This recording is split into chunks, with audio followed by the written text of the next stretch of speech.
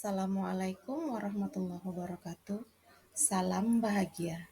Bertemu lagi dengan saya dalam mata pelajaran IPA Biologi pada fase E bersama saya Fauzia Lubis SPD dari SMA Negeri 2 Rantau Selatan.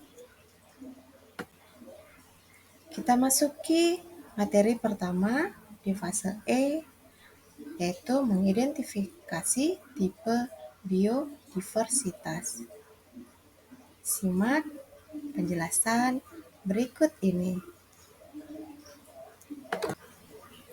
Biodiversitas atau keanekaragaman hayati dapat diartikan sebagai keanekaragaman atau keberagaman makhluk hidup yang bisa terjadi akibat adanya perbedaan-perbedaan, mulai dari perbedaan bentuk, ukuran, warna, jumlah tekstur, penampilan, dan juga sifat-sifatnya.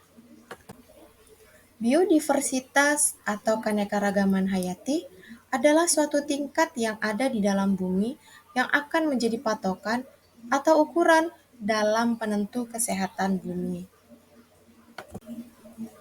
Keanekaragaman hayati juga sering disebut dengan biodiversitas. Keanekaragaman hayati yang ada di ekosistem darat memiliki jumlah biodiversitas yang lebih tinggi daripada ekosistem di kutub. Adanya keragaman hayati yang lebih tinggi ini disebabkan oleh iklim dan cuaca yang berbeda. Beberapa manfaat keanekaragaman hayati yang dapat kita rasakan dalam kehidupan sehari-hari. Pertama, sebagai penyimbang ekosistem.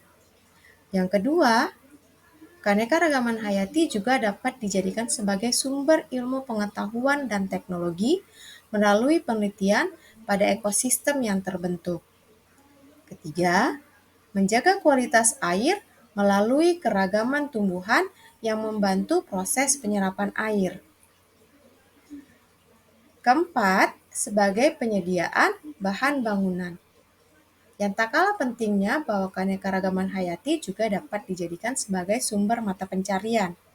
Bahkan, bahan baku obat-obatan banyak kita peroleh dari keanekaragaman hayati. Selanjutnya adalah sebagai sumber bahan pangan. Dan yang terakhir, sebagai bahan tekstil. Ada 3 tingkatan keanekaragaman hayati.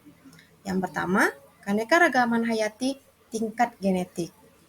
Keanekaragaman hayati tingkat genetik terjadi karena adanya keanekaragaman susunan gen.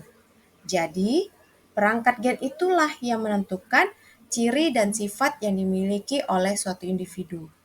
Contohnya, kita sering temui bunga mawar yang beraneka warna. Hal itu terjadi karena adanya keanekaragaman tingkat genetik.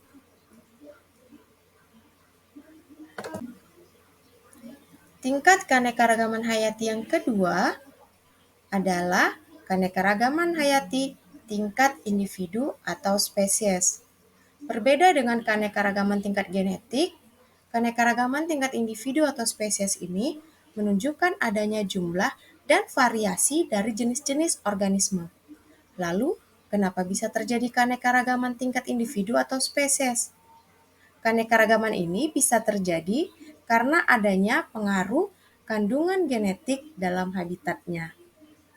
Contohnya adalah palem-paleman. Ada aren, kelapa, pinang, dan yang lainnya jenis palem-paleman.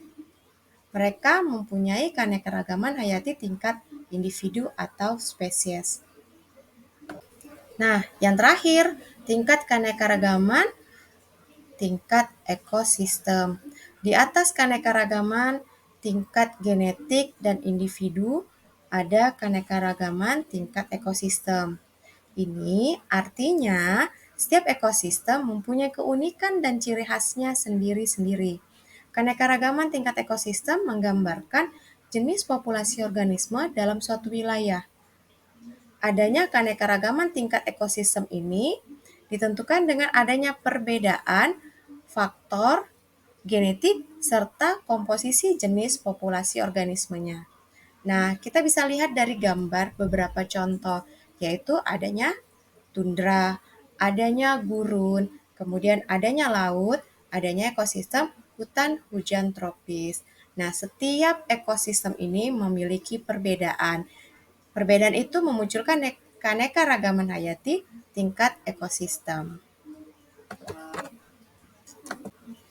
Nah, dari tiap-tiap ekosistem tersebut, semuanya memiliki perbedaan, baik jenis tanaman yang hidup di sana, hewan-hewan, serta lingkungan yang saling mempengaruhinya. Bagaimana? Sekarang sudah tidak bingung lagi kan? Apa itu keanekaragaman hayati, manfaat, dan pembagiannya? Mulai dari keanekaragaman tingkat gen, tingkat individu atau spesies, dan keanekaragaman tingkat ekosistem. Ya, demikian pembahasan kita hari ini. Terima kasih atas perhatian yang diberikan dan terima kasih telah menyaksikan video pembelajaran saya ini.